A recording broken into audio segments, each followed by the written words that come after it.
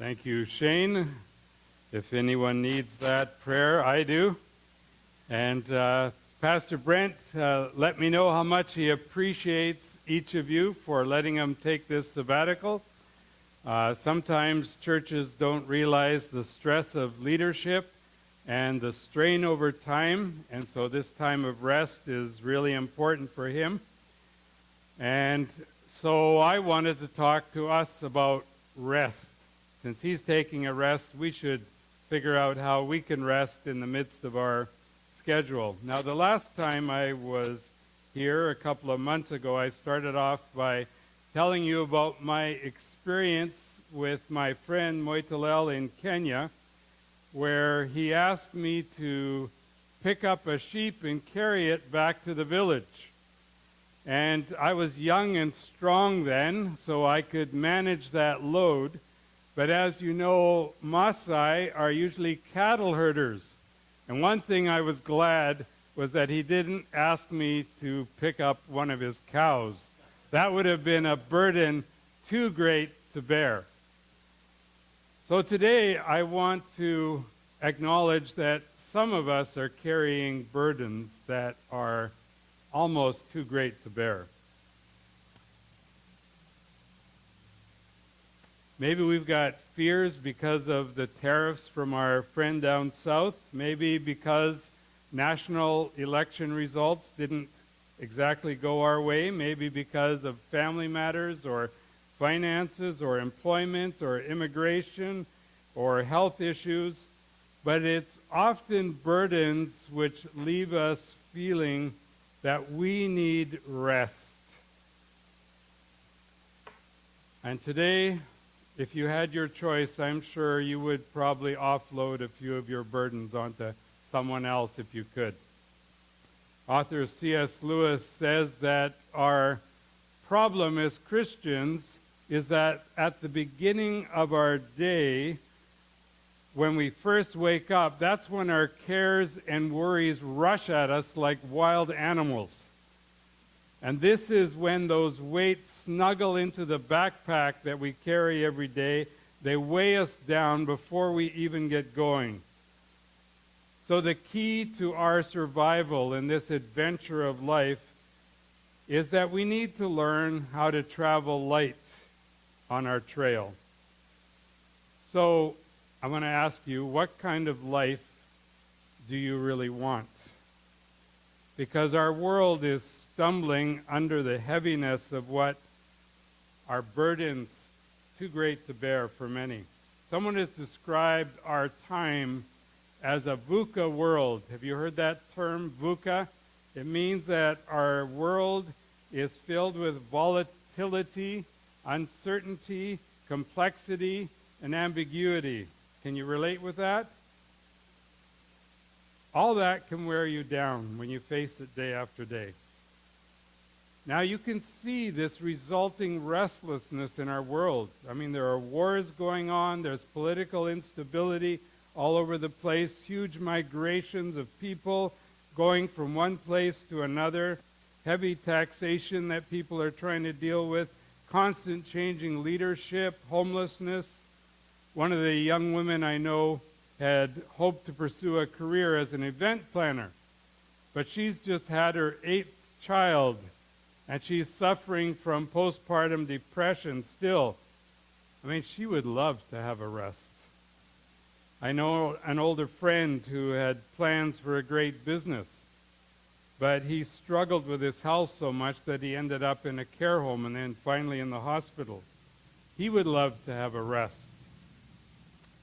People who are constantly in front of screens are trying to get across the message, I just need a break. I need a rest.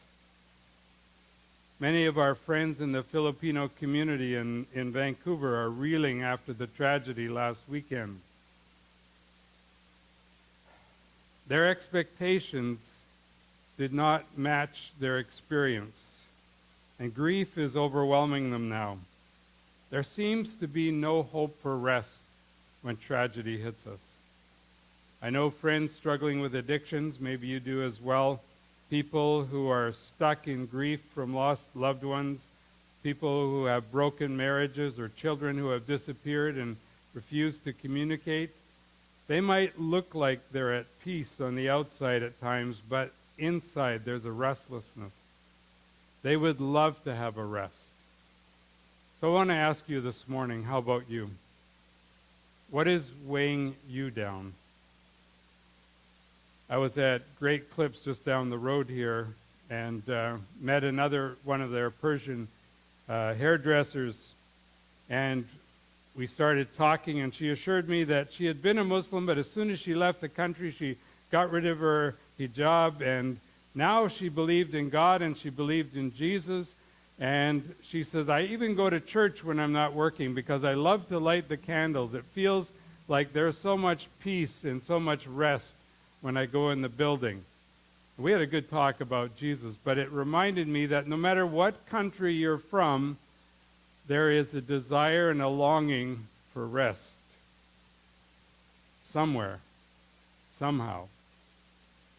So what kinds of things leave us restless and longing for rest?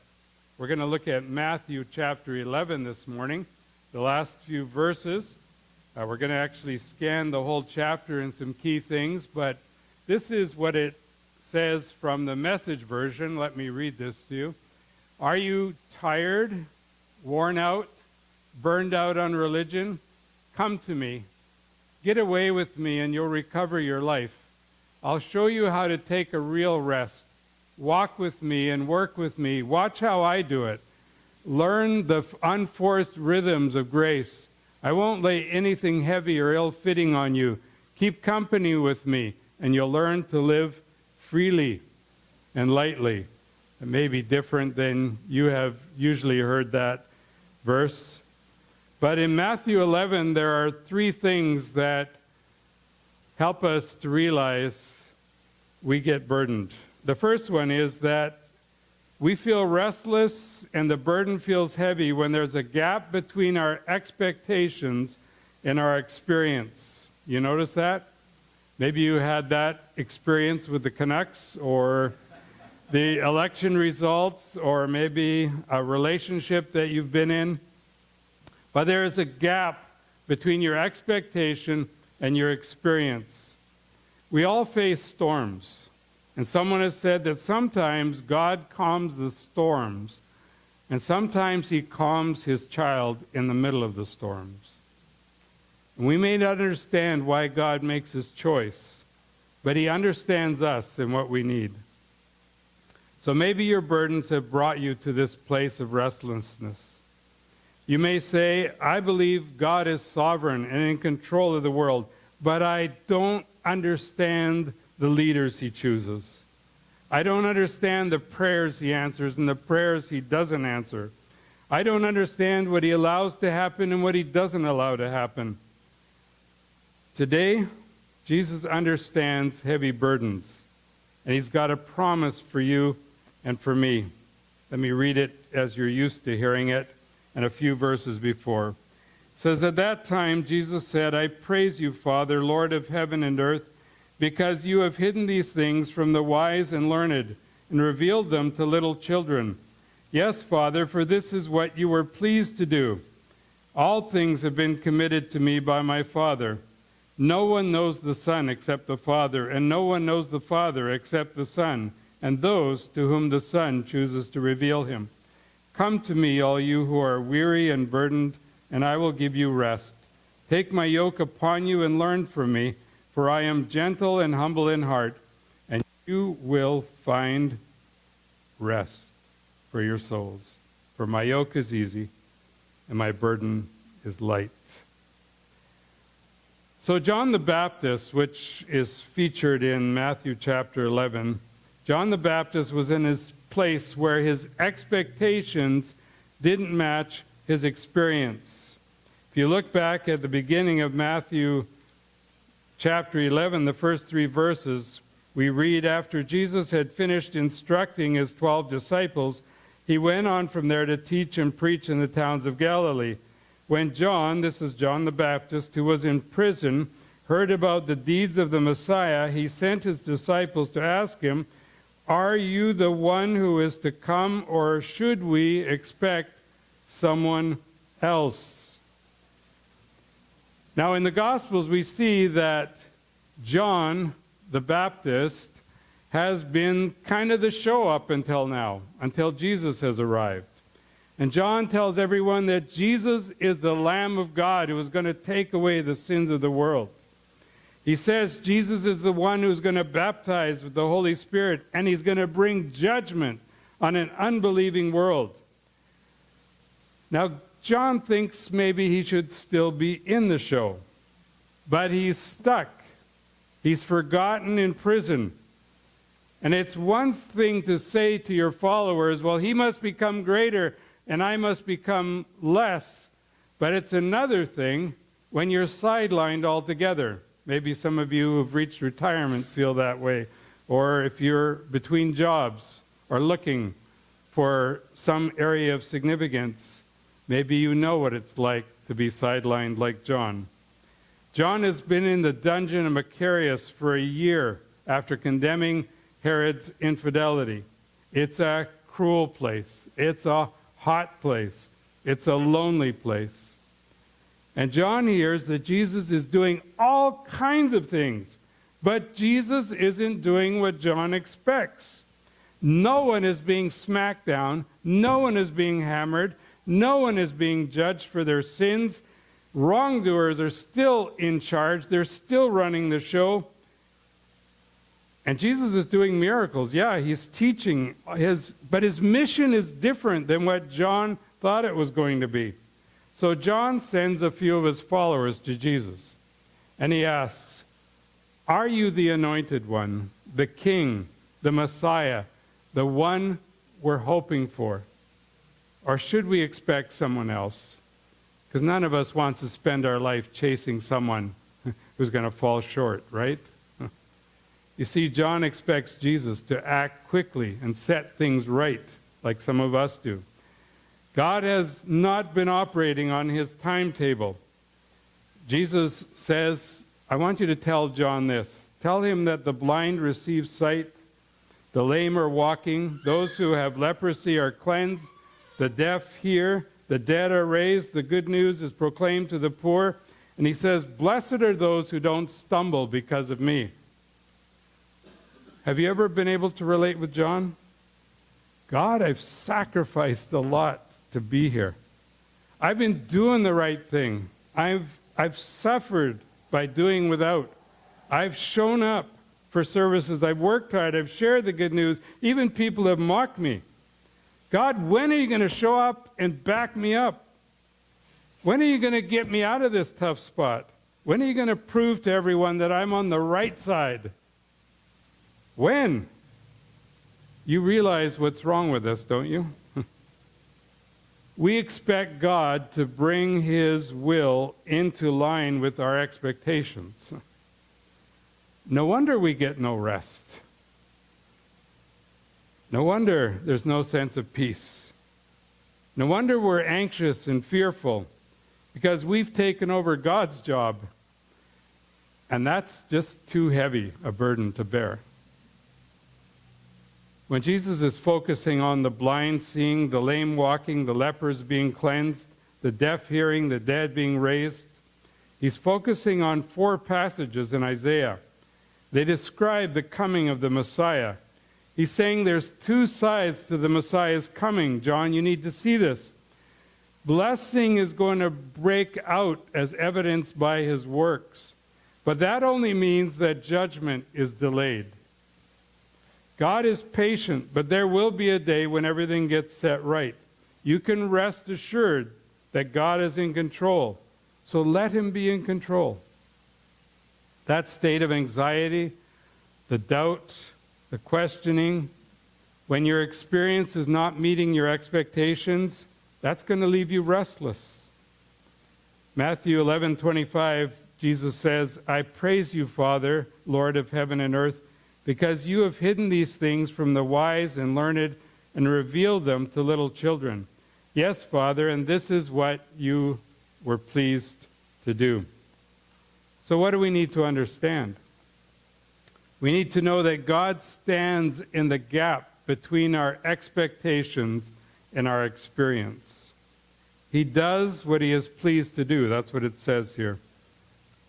Now, the young sometimes can accept things better than we can. Any of you have children or grandchildren? A few of you? Yes? You understand? Russia might be bombing Ukraine. Terrorists might be active in the Middle East. Earthquakes might be happening in Malaysia. Hurricanes in the Philippines. Cartels may be happening in Latin America. Maybe even a terrible tragedy like someone takes their car and runs through a Filipino group in Vancouver. But what happens when your little one is tired and they're sitting on your lap? When they feel safe in your arms? They give a sigh and they take a nap, right? They can let you carry their cares. That's the image Jesus leaves with us. How do we rest when our experiences don't match our expectations? Do what Jesus does. We look to the one who has it all under control, and we say, I know, you've got this. I'm going to sit in your lap like a little child. I'm going to take a deep breath. I'm going to listen to your heartbeat. You've got this. You're the one who fills the gaps in my life. You can manage my tears. You can manage my anger, my questions, my disappointments, my sighs, my fears. I trust you. That's the first thing. What other things leave us restless and longing for rest? Well, in Matthew 11, we see also that you feel restless, or we feel restless. Our burden is heavy when there's a gap between our revelation and our relevance. The revelation and the relevance. Now, what do I mean by that? For one thing, Jesus promised that in the world we were going to face trouble, but that we should be of good cheer because he has what? He has overcome the world. That's our revelation.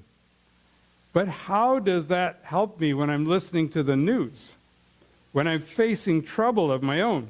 How does it help John behind bars when the revelation he understood is so different than the reality he faced? Matthew 11:27, we read, all things have been committed to me by my Father. No one knows the Son except the Father. No one knows the Father except the Son, and those to whom the Son chooses to reveal him. Now that's the revelation. But how is it relevant to me when I see the reality around me? Now, if you've had time to stop and to think, you realize that there's a gap between the revelation of what God says I need to know about things like my meaning in life, about values, about identity, about how to be significant. There's a gap between what God says about those things and what my culture says about those things, right? What my culture says about meaning and values and identity and significance is different. There's a gap.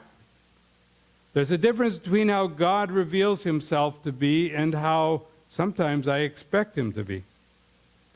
Now, I just got back from Rwanda. Last time I was here, I was on my way out to Rwanda. I'm back. I visited the Genocide Museum again when I was there. And if you know that history in '94, you know that 1 million people were hacked to death in 100 days. And 90% of those people in Rwanda at that time claimed to be Christian. How did the revelation that they claimed to have match up to the reality that they lived out? There's a big separation between when the angel said, peace on earth, goodwill to men, and what we experience many days.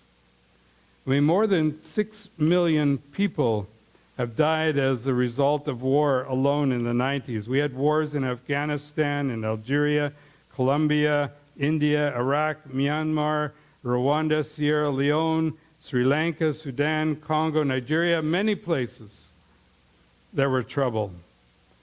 Rwanda, 42% of children said they saw other children killing other children.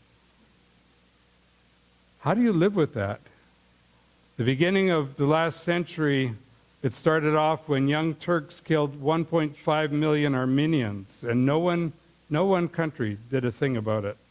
Halfway through the century, Adolf Hitler slaughtered 6 million Jews. Stalin slaughtered more Russians. Cambodia had a huge genocide. Mao Zedong had even more Chinese slaughtered. There were hundreds of thousands in former Yugoslavia. Where's the peace? Where's the rest? Can Jesus carry so many burdens all at once? I know I can't. Despite that reality, this scenario that I'm talking about, the Bible says the Lamb is on the throne. The plan of God is unfolding, and sometimes when we're trapped in our specific time and our circumstances, we can't see the whole picture. But He can. We don't see as God sees. Jesus in this passage in Matthew 11 says, sometimes we're like children playing a wedding game or a funeral game. And other people aren't going along with our game. And we're unsettled, we're unsatisfied, we're unable to deal with realities because people won't do what we want them to do. That's a burden. In chapter 11, verse 18 and 19, he says, for John came neither eating nor drinking, and they say, he has a demon. The Son of Man came eating and drinking, and they say, here's a glutton and a drunkard, a friend of tax collectors and sinners. Nothing can satisfy a generation that doesn't know what is going on.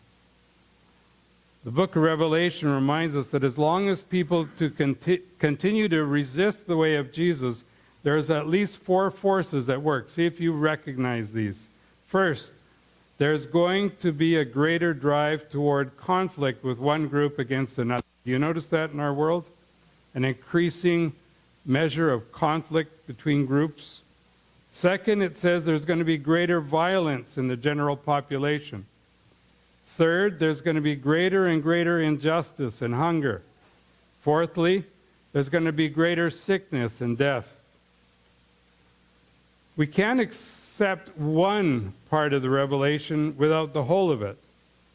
But let's keep that picture in mind, because Jesus says He's invading our culture of death and destruction and violence and injustice and conflict with His character of gentleness and humility. And sometimes He's doing it through you. In the middle of all that, in the midst of flaming furnaces, He's showing up. As we stand before impossible fortresses, He's showing up. As we walk on stormy seas, He's calling us to keep walking. I remember a time when, past couple of months, when life was overwhelming for me. And I sensed the storm ready to consume me and to take me under. And as I meditated on Peter walking on the water, and Jesus was there in the midst of the storm, He just looked at me and smiled and said, it's just wind, it's just waves, it's just wind, it's just waves. Just look at me. And I sense that many of us are like Peter, get distracted by the wind and the waves. But it's just wind. It's just waves. He's still there. He's still in control. Look at this piece of revelation from Matthew 11, if you get nothing else from today. Verse 11. It says, truly I tell you, among those born of women, there has not risen anyone greater than John the Baptist. Okay, so we'll stop there. That means John the Baptist, Jesus is saying, is greater than Abraham, Moses, David, Solomon, Daniel, Ezekiel, all those guys. Wow. And I think, okay, that's pretty amazing. But look at the second part of this verse. It says, yet whoever is least in the kingdom of heaven is greater than he. You may feel like you're one of the least in the kingdom of heaven today. But you know what that says? Under all your burdens, when you're struggling, say, I just can't do this. But Jesus is saying, you know what? If you're greater than John the Baptist, who is greater than Abraham, greater than Moses, greater than David, greater than Solomon, greater than Daniel, that means you are too. And I'm going, wow, that's the revelation. Now, how does it deal with my reality and how I live? Do I live like that? Do I believe that? How do I do it? It continues, from the days of John the Baptist until now, the kingdom of heaven has been subjected to violence, or in another translation, has been forcefully advancing. Violent people have been raiding it. If you know anything about the persecuted church, you know that. Revelation leads us to expect that with Jesus' kingdom, there will be peace. But instead, as John experienced it, there are violent people who are attacking it. And that's going to continue. But it won't stop the kingdom from advancing. We're part of a movement that is charging full steam ahead. And the least of us is greater, even than John the Baptist, who was a forerunner of Jesus. The least of us in the kingdom of grace. Wow. That's an amazing thing. Does that perspective help you to rest at all?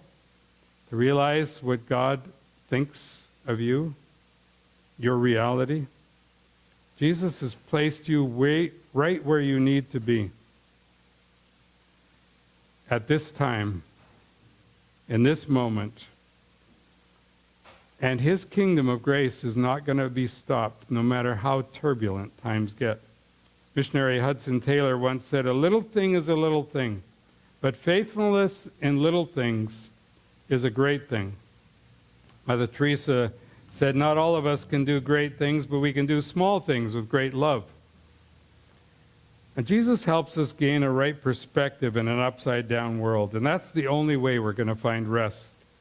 We embrace faith and we trust because he said this is what's true. So he stands in the gap between our revelation and our reality. He fills that gap with himself and says, "I'm enough.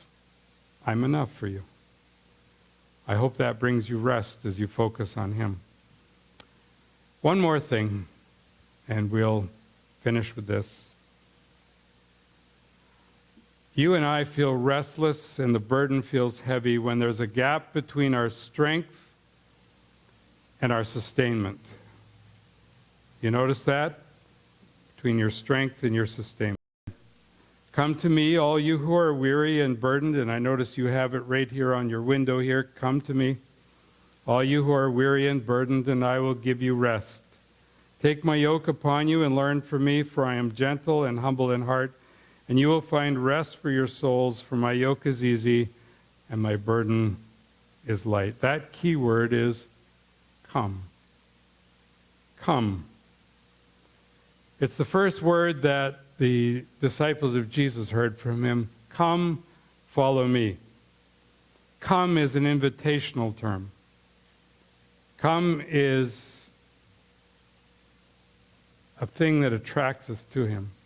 Come to me is an intentional term of focus and direction. All of you is an inclusive term.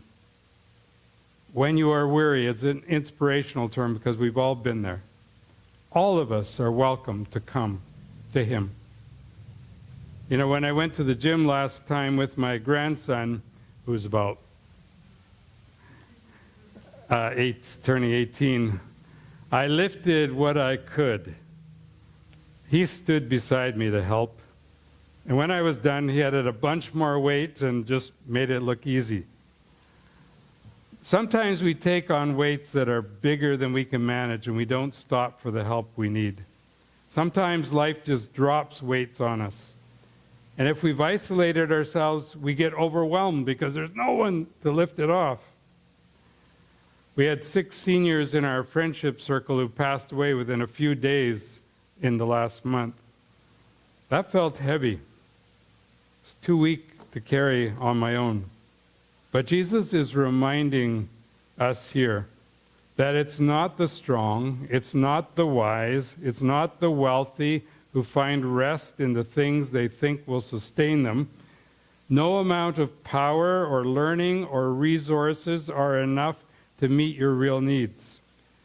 And it's the weary, it's the burdened, it's the weak, it's the simple-hearted children who will find the rest they need in Jesus. And it reminds me of a book by Brennan Manning. I don't know if you've ever read it, called The Ragamuffin Gospel. Manning, in the foreword to his book, says, "The Ragamuffin Gospel is for the bedraggled, beat up, burnt out. It is for the sorely burdened who are still shifting the heavy suitcase from one hand to the other. It's for the wobbly and weak-kneed who know they don't have it all together. It's for inconsistent, unsteady disciples whose cheese is falling off their cracker. It is for poor, weak, sinful men and women with hereditary faults and limited talents. And it goes on. It is for earthen vessels who shuffle along on feet of clay. It is for the bent and the bruised who feel that their lives are a grave disappointment to God. It is for smart people who know they are stupid and honest disciples who admit they are scallywags. The rough ragamuffin gospel is for anyone who's grown weary and discouraged along the way. And that's exactly who this invitation from Jesus is for today. All of us have been there. We've been weary. All of us have carried heavy burdens. For all of us, we need that true rest for our souls. So Jesus says, come to me, all you that are weary and heavy burdened, I'll give you rest. Notice, if you're going to come, you need to what? First, admit that you don't have the strength to sustain yourself. You can't do it. It's the first thing you have to admit. You have to admit that you're weak, that you're burdened. Jesus is saying, if you've been working so hard, if you've been struggling so much, that you're at the end of your reserves. He says, if you're weighed down by your cares, your demands, your expectations, the weights of the world, come. Come to me. I know in John's day, religious leaders tended to weigh their people down with heavy demands. It can still happen. The image of this yoke is to illustrate the discipline of discipleship.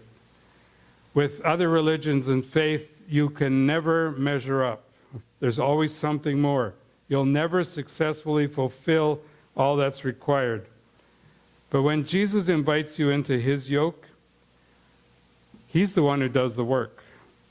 He's the one with the strength. He's the one with the focus. He's the one with the direction that you don't have. And he says, come, walk with me.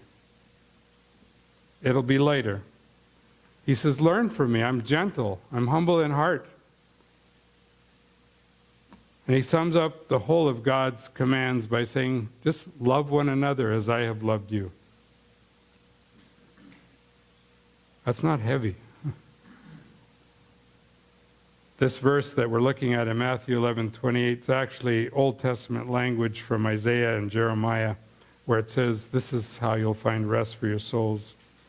So when Jesus says, step into my yoke, he's saying, I'm telling you and I'm showing you how to do life as it was designed for you to do. You don't have to get all worked up trying to figure it out. Do it my way. And you'll find the peace you want. So if you're going to come, you need to understand that this is going to be a way of life that goes on and on, a relationship that lasts. That yoke is a picture of what they use to pull a pair of oxen together who are working so they can work together. And you can't slough off that yoke once it's on you. Jesus says, if you're stepping into the harness with me, I'll do the work and you'll find the peace. We no longer have to rely on ourselves to find our way forward. We have a focus as we learn to live life with him and for him. We'll never be alone in what we're facing. Maybe you're realizing today that a yoke that you have put on yourself is heavy. Maybe there's a gap in your life. You don't have what it takes to take what life has given you. Jesus calls you to step into his yoke, and he sets the direction. He'll manage the decisions. So in conclusion, let me just tell you this. When there's a gap between your expectation and your experience, come and rest through just trusting him with whatever's going on. When there's a gap between the revelation and a sense of relevancy for your life, come and rest by embracing the faith that he offers you. And when there's a gap between your strength and what sustains you, come and rest. Put your hope in what he offers you, in him. Because Jesus knows who you are. He knows where you are. He knows what you're trying to accomplish on your own. Matthew says, come. Let him take that load. Come, and you'll find rest for your souls. God bless you as you do that.